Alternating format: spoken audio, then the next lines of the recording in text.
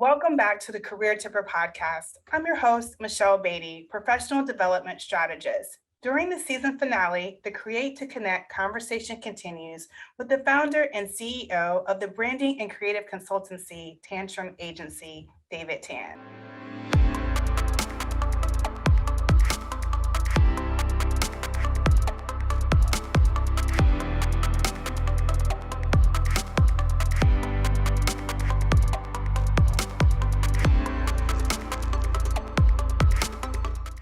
David, welcome to the Career Tipper podcast. Thank you, and thank you for having me. Oh, for sure. David, will you please tell the listeners about yourself and the work that you do? Sure. As Michelle said, my name is David Tann. I own a branding agency in Atlanta. We're almost 4 years old, a little over 3.5 years, and we focus on corporations, large businesses, small businesses, young entrepreneurs, etc. Well, during this episode, David is going to share insight on the business of a creative. David, will you share your journey and how you evolved as a creative? Sure. Like my path to getting into this is kind of a winding road. And so, I never 20 something years ago didn't know that I could be a creative director, or that didn't even know that job existed. So, I went to Wake Forest, studied undergrad in communication. Design actually came as grad school. And then from there, my first job was designing greeting cards for Hallmark. Then Abercombie Fitch, working on the Hollister brand, Bath and Body Works, Kohls doing packaging. Came back to Atlanta to relaunch OshKosh B'Gosh, and then became the creative director for the Atlanta Hawks for 3.5 years. And after all of that, was like, okay, it's time for me to do my own thing, and started the agency 3.5 years ago. That's awesome. Now, David, how can creatives get noticed? Because one thing that you're known for doing is getting noticed during emotion and moving people. So how do you suggest creatives master that talent, that skill? Yeah, I think that there's tons of different ways to do it. I think for me, it's always trying to figure out that emotional connection. And once we understand what that emotional connection is with the consumer, then we can figure out what buttons to press. And it's a little bit of science, it's a little bit of art, but it's fun. It's sort of what I made my career on. And I think that that's ultimately what it comes down to, is being able to tap into people's emotions. Yeah, that's a gift, I think, being able to do that and getting them to the point of being a consumer. So I know that you worked on different campaigns, and one that I think is just so phenomenally unique and transformative is a campaign you did with Athlete's Foot. Will you share more about that? Yeah, so we got to work with the Athlete's Foot on what's called the START program, Strategic African American Retail Track. And so the Athlete's Foot has this initiative where they want to increase the number of minority franchise owners. And so we were able to help. I got to work with my publicist, Segala Winbush, on creating this program, and really just trying to increase the number of minority franchise owners, but also realizing that there's a halo effect. And so it's not just the store owners themselves, it's also the businesses that support, like myself, with the branding and marketing. I love it. And David, what are ways that you are creative, that you connect to you being creative to stir up your creativity? Yeah, for me, it's like, this is what I love to do. So it's not hard for me to find something to be inspired by. I think I feel fortunate that I get paid to come up with ideas for people. And so for me, I have a little bit less time than I used to when I was younger, having 2 kids. So I try to be efficient with it. So I'm actually obviously always watching my kids and what they do, what they respond to, what they think is cool, how they interact with their friends. But for me, inspiration comes from any number of places. I could be inspired by something at the grocery store. And generally, it's the small stuff. It's not the big stuff that everyone else gets excited about. It's the little things where you're like, oh, wow, that's smart. Or, oh, that's a nice little detail there. Those are the things that really get me excited. One thing I really admire about you is I feel like you're always in student mode, you're always learning, and you seem to be a very reflective person, how all the pieces connect and everyone that contributes to you being able to share your story as a creative. How do you keep yourself centered like that? Yeah, I mean, it's funny, I was doing a talk at a university fashion institute in New York a couple of years ago, and a student asked me the same question, and it was very simple. It was like, hey, I know that all of you out there are trying to take my job. And they're like, facts, you know. And it's just like, no matter where you are in life or where you are in the creative journey, there's someone who's dreaming of being where you are right now, you know. So, you know, when I was in student, I was like, I dreamed of having my own machinery, or I can't wait to be able to afford a laptop, or I can't wait to be able to afford the programs. And then you get that, and then it's the next thing, and then it's the next thing. So for me, you know, sometimes it's good or sometimes it's bad, because it's like you do have to take a moment to stop and reflect. But at the same time, I realize that there's always somebody gunning for me. And I realize that I'm not anywhere close to the peak of the mountaintop. You know, there's several agencies that are bigger, have more resources, been around much longer than us. And so, you know, that's what kind of keeps the fire burning and makes me passionate, because it's like, I know, you know, I'm trying to be at that level. I want to be put in that class of creatives or agencies, et cetera. Then we have a lot of work to do. I know I've heard you once talk about the difference between your perception of a blueprint versus mapping. Yeah. Will you expound upon that, please? Yeah. So, I mean, we have this philosophy with the agency, and I think that, you know, we've been really trying to find our voice and really trying to define our approach to creative. And one of the things that we really landed on is like, we really believe in roadmaps and not blueprints. And, you know, basically, if you've ever built a house or know an architect or whatever, it's like, you can't really deviate too far from what's on that blueprint. Otherwise, you mess up the structural integrity of the house. And, you know, so blueprints are great when you're building structures, et cetera, because, you know, everything is in a place, you know exactly where it's going to be or where it's supposed to be, et cetera. But the creative process isn't generally like that. And so, you know, roadmaps, you know, it's hard to imagine now because everyone's got GPS on their phone, but, you know, roadmaps are really designed, no matter where you are, we can get you from point A to point B. You know, if you have to take a detour, we can go down this little side road over here. And so I love that analogy, because I think that that's really what we do. You know, if we were trying to get from Atlanta to Cali or to LA, you know, there's going to be someone who's going to take that direct flight and get there in 4.5 hours. Then there's going to be someone like me who's like, let's road trip it. You know, let's go down to Florida for spring break. Let's go up to Taste of Chicago. Let's hit the Grand Canyon. Let's swing by Seattle. I heard that the scenery is beautiful up there. Then let's drive down, you know, so we can see the coast.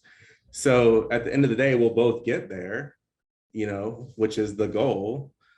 But who's going to have better stories? It's like, we're going to have better stories because we created all these memories. We created all these experiences to get to that final destination. How do you pull your personal experiences like that into your work? You know, I think it's at this point, having been in it for almost 20 years, it's really almost hard to separate the two. I think when you're young, you're trying to find your voice, and there's been plenty of times where people have asked me, you know, how would I know what you've done or things like that? And I said, you know, you shouldn't know anything that I've done, because ultimately, if I'm doing my job right, I disappear and my client is in the forefront. And so at the same time, you know, that has been my philosophy, you know, my entire career for like how to approach design. Good design is like, I should disappear. But now having an agency, it's a little bit different, because, you know, you have to have a point of view. A client is coming to you because they want your perspective on things. And so it's a little bit of a different lens. And, you know, we've sort of started to begin to find our voice and who we are. And I think people are responding well to that. So that's been pretty cool to do that. Oh yeah, congratulations on all your success, because it's just, I love watching it on social media. David, how should a creative view their impact on their professional relationships? You know, impact is a tricky thing. I think, you know, you never know, honestly, who's watching. And so, you know, the analogy that I have when people ask me about the studio is like, I tell people like I'm in album mode. And so, you know, if you think of an artist, like, you know, my head is down, I'm in the studio, I'm trying to produce the best album possible. I really don't know what's going on outside in the outside world. I don't know who's paying attention. And sometimes I really don't care. And it's not in like an egotistical way. It's more in the sense that like I'm focused. I'm not going to let anything deter the sound that I'm trying to create or the vision that I'm trying to create or the look that I'm trying to create. So you kind of have to block out some of those things. And then there's a moment where you get an award or someone says something to you that they've seen something, and you're like, oh, whoa, like y'all, you saw that or you were paying attention to that. So sometimes it's hard because, you know, there are definitely moments where you can see things like if I'm in a classroom and I talk to students, if I can see that they're engaged, I know directly that I have an impact. If I put something up on social media, I don't know who sees it, you know, and so for me, it became more about less trying to focus on the impact that I have with the personal relationships and more in just doing what I believe and what I feel is right. And if everything else comes, then so be it. That's awesome. David, when we talk about a business of creative, you have mentioned on air and off air how much you value your team and their development is very much important to you. How do you choose your team? What do you look for? Yeah, I mean, honestly, building a team is probably the hardest part of this. I think, you know, as a business owner, I don't ever expect anyone to work the same way that I work. And actually, you know, I kind of don't condone that when, you know, my employees are working too much because it's like, you know, it's easy to get burnt out. And I'm very aware of that. But at the same time, too, I think there has to be some fundamental alignment in philosophy or work ethic or approach to the work. And, you know, sometimes it's hard to find that. And so, you know, I think that that is probably the biggest challenge as a business owner is finding those people that you align with and that you can trust too. And so, you know, I've been fortunate. You know, Stacy Smith is my creative director. She used to work for me at Kohls, you know, and I was only at Kohls for 10 months. And I was her boss for 10 months. And then when I decided to go out on my own, she came with me. Segala Winbush, who is my publicist, you know, I met through the gathering spot and we just happened to be sitting at a table next to one another at an event. But she has been instrumental in our growth. And, you know, any award, any publication, anything that you see, like we're there because of Segala. So, you know, just having those two and, you know, I've said in a speech when I won an award too, is just that, you know, I grew up in a family that had, you know, my mom has 4 sisters, so I've been around very strong women. And so to me, I have pride in the fact that, you know, the 2 pillars, you know, besides me that the agency is built on are women, and they're awesome. So That is awesome. What is a way for people to expand their footprint as far as networking to attract business or collaborate? Because collaboration is big. yeah, collaboration is big. I think networking is huge. I think, but you have to do it in a way that's authentic to you. So, you know, like I've never been a person, I'm personally an introvert. So I've never been a person that felt comfortable cold calling or walking into a room and handing out business cards or small talk. And like that, some of those things, like it's kind of crazy. Like I could talk to a room of thousands of designers, but if I have to go to dinner with 10 people and like, you know, then I'm like freaking out about the 10 people, like, what am I going to say? And that kind of stuff.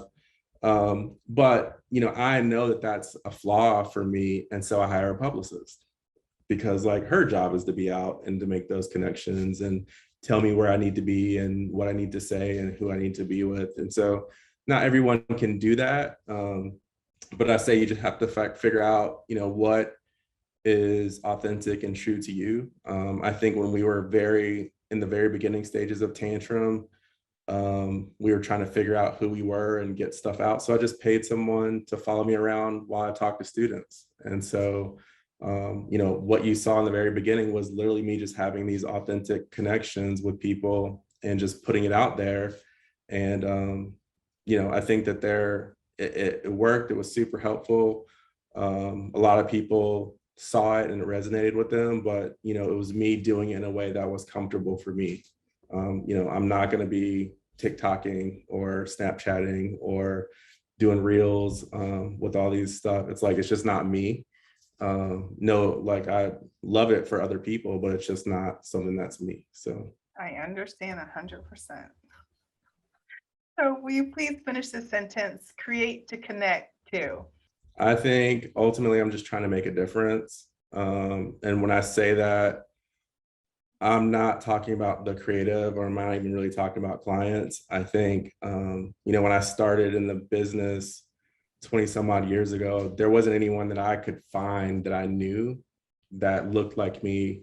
And so it was sometimes a very kind of lonely feeling. And so to watch the industry evolve, or to meet other creatives in different cities who kind of experience similar things, has been really cool. So my thing really is just exposing the younger generation to these jobs, because a lot of people don't know that they exist. And even more so, sometimes you're trying to expose mom and dad to these jobs, because when the son or daughter comes home and says, I want to be a social media manager, and they're like, what are you talking about? Like, no, that's a real job. You can actually make a lot of really good money doing that. So for me, I think it's that. I think I have a tremendous amount of pride in students that I've had that have gone on to have really successful careers and things like that, former employees, et cetera. So to me, it's all about the next generation. If I never created anything else ever again, I've done far more than I ever thought that I would. And so I'm good with that. It's just really making a difference with people at this point. Oh, thank you, David. I appreciate you taking the time to share your insight with the listeners. Do you have any parting thoughts? No, I just think that, like I said, I appreciate you having me on. I think that what you're doing is awesome. I think so much of this is about mentorship and being able to reach back and reach out to people. And I think that you're providing that through the podcast. Oh, thank you, David. I appreciate that. Will you please share with the listeners how they can get in touch with you? Sure, you can hit the website at tantrumagency.com, Tantrum Agency for Instagram, or tantrum_ATL for me personally, as I kind of build the agency. Awesome. And you can find me, Michelle Beatty, at careertipper.com or skillsrecharge.com. You can find me on the same social media handles. And please listen and subscribe to the podcast on your favorite podcast platform or YouTube, whichever. And thanks so much for joining us today. Until next time, keep your skills recharged while creating to connect.